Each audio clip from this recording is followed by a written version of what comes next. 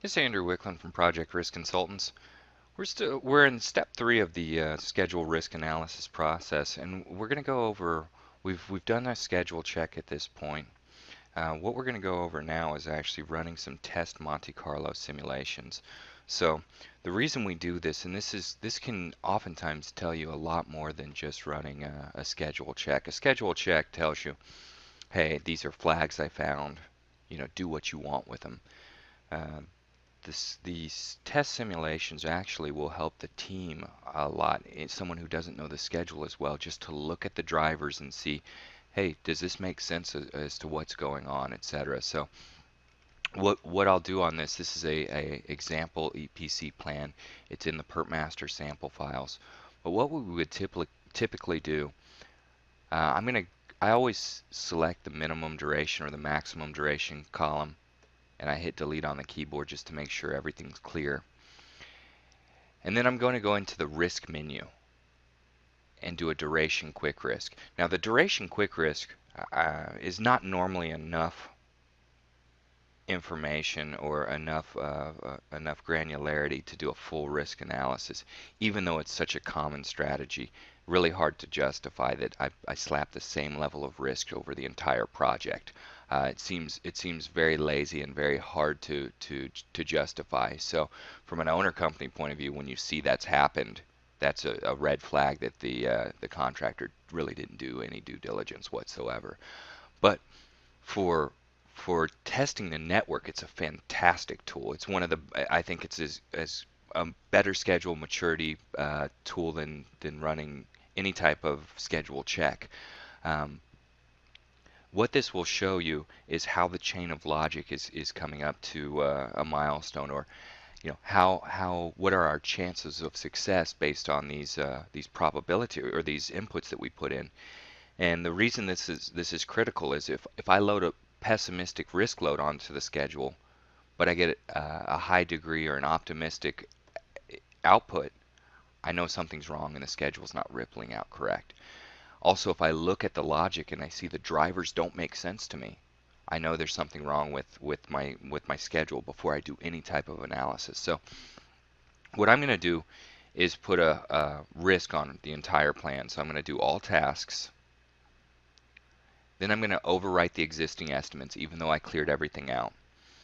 And you can test this for a couple different ranges. There's no right or wrong way to do this. If you said, look, this is a fairly fat schedule, we've got some upside and we can actually, the most likely is actually about 85% because we have 15% contingency on there. Maybe I want to go ahead and do a 75, 85, 100 spread and test the network out. A lot of times projects are scheduled over aggressively. So if you said, hey, this is an over aggressive project, it'd be a Hail Mary to even finish on time. Maybe I'll leave the 100%, but we'll go up to 120 for the maximum.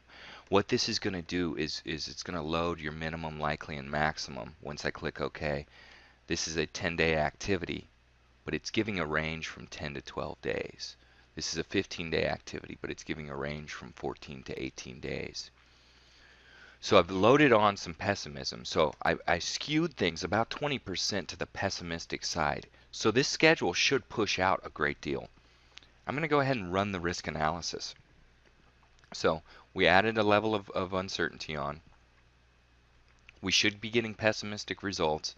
I'm going to run the risk analysis. So that's under the risk menu, run risk analysis, and I'll run through 1,000 simulations. Depending on how large your file is, maybe you can reduce that number. We'll get into more running the analysis later.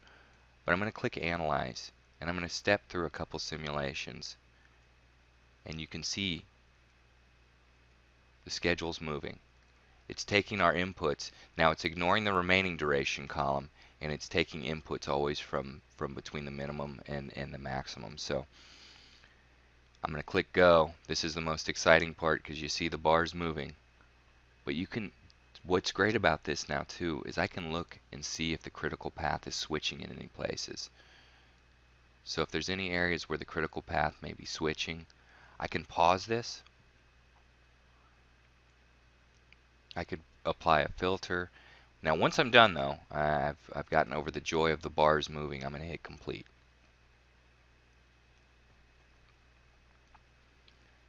And I'll go ahead and close this histogram chart for the moment. This is giving me the histogram for the entire plan. What I'm really interested in right now is my key reporting milestones. I want to know, and we'll use final report or post-implementation finishes. We'll use post-implementation finishes. That's going to be our contractual completion. What I want to do now is right-click on that activity, and I first want to look at the histogram. Now, as I'm looking at the histogram, see it's selected post-implementation finishes for me. So it's nice that it's the easiest way for me to generate this report. Now what I want to look at, first of all, is how long is this project. We notice it's going from February of 2006. You can trace this back to October of 2005. And it's going to the beginning of 2008. So when I open this chart up, now I've added about 20% onto that. So I'm expecting that the schedule should have moved months out. And it's important to look at, there's no gaps in this histogram. I'm assuming that the logic is flowing fairly freely. There's probably not many breaks in the logic either, because we're looking at dates that range anywhere from January all the way out until April. So we're getting a good few months range, a very low probability. The inputs suggest that you should get a low probability, so the outputs are in line with the inputs. So at least I get a warm and fuzzy. If this schedule had only pushed out 2 weeks after I had put 20% pessimism or 20% skew to the pessimistic side, I would think there's probably a break in logic. So right off the bat, this tells me at least the logic's doing about what I think it should be doing. Now the next thing I can do is close that chart out, and I'm going to show the drivers. And I'm going to show the logical predecessors only. So what this is going to show me is the predecessors leading up to post-implementation finishes. That way, I'm isolating this chart so it's not showing me everything. Now what it's showing me is, okay, here's my drivers that are pushing out post-implementation finishes. Now these might not be in the correct order because you just put a random level of risk on. So based on putting real ranges on, these might be different. But this is going to show you some things right off the bat. If there's anything on this list that should not be a driver, that's going to be an issue. You've got a link where it shouldn't be.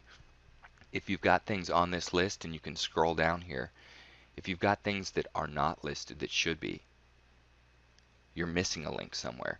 So for someone who is not a scheduler, oftentimes if you show them this chart and say, hey, do these make sense to you? Well, no, this particular activity shouldn't be a driver. Without knowing scheduling at all, they can look and say, hey, this is not linked properly. Also, based on how high things are on the chart, you can kind of get a feel, even though the risk wasn't completely accurate and it was just kind of we threw a random level on, at least we can see if the things make some sense in logical order. So if you said, whoa, this contract process, there's no way that should be at the top. We start to look and say, hey, is there an issue with the way the links are going? And is the logic not flowing the way we thought it would? This is a great tool because when you're looking at a schedule with thousands of activities, a lot of times people look at it and say, well, this is too difficult for us to clean. And oftentimes if you simplify it and look through these streams of activities, you can really simplify things and you can get the project team involved. So when I look at this and things aren't right, I need to go back to Primavera P6 or Microsoft Project or P3. I need to fix my schedule, re-import, and run some more simulations. So this whole third step, whether it's running the schedule checks or anything else, it's to validate that the network is actually good enough to run risk on. This is a garbage in, garbage out endeavor. If your schedule is not good, it is the first and the largest and the most important input. If your schedule is bad, you're simulating something that's bad and you've lost all value there. You need to make sure that this schedule is in line with reality. So if you see things on these charts that don't make sense, or you go into this histogram and it's not pushing out like you would expect, Or maybe if I ran it the opposite direction, I put optimism, and it's not allowing me to pull things back because of a constraint or something else. If you see gaps in this graph, if you see there's all sorts of things this graph can tell you, it's really important to analyze this up front, run some simulations, and just see what the network's telling you. If the network's telling you stuff that doesn't make sense before you put risk on it, when you put the actual levels of risk on, it's not gonna mean anything at all. You're gonna have good risk inputs and a bad schedule. To get value from this, you need good risk inputs and a good schedule. And really the risk inputs in this whole process forces you into better scheduling habits. When you see companies out there who have good schedules, a lot of times they've started doing this process, and this process forced them into better scheduling. It's one of those things, we're going to do risk. Oh, and we didn't realize our scheduling was going to become that much more mature. So the histogram in the tornado chart can tell you a lot up front. There's a few other charts if you want in the histogram view where you can look at the criticality, see which activities were showing up on the critical path to see if those make sense as well. So these are all the charts that you can get value from up front, and hopefully, like I said, send these back to Primavera or Microsoft Project, get them fixed, re-import them, and keep doing this. It's an iterative process, but if you'll keep doing it, the schedules are going to get better. You have no choice.